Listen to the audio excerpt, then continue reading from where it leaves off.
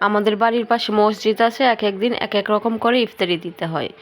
আজকে কি ইফতারি দিব চলো তোমাদের দেখাই। হ্যালো বন্ধুরা, আসসালামু আলাইকুম। সবাই কেমন আছো? বন্ধুরা দেখো, আজকে মসজিদে দেওয়া হবে চিড়ে। শুধু চিড়ে না, চিড়ের সঙ্গে বিভিন্ন ধরনের ফল আছে, যেমন কলা, আপেল, আঙ্গুর, শসা, দই, চিনি। এই আজকে ইফতারিগুলো মসজিদে দেওয়া হবে। শুধু মসজিদে না, আশেপাশে বা এলাকা সবাইকে দেওয়া হবে।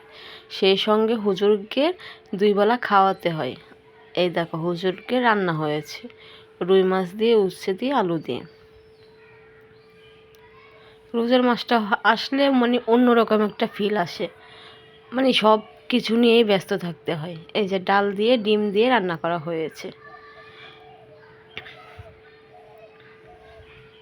গোটা গোটা ডিম দিয়ে ডাল রান্না হয়েছে হুজুরকে জন্য।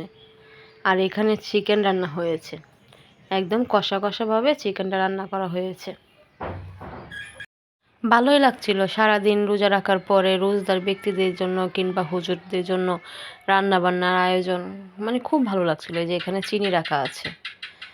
এই যে আজকে সবাইকে ভারী ভারী এভাবে ইফতারি দেওয়া হয়েছে, মসজিদেও এভাবে দেওয়া হবে।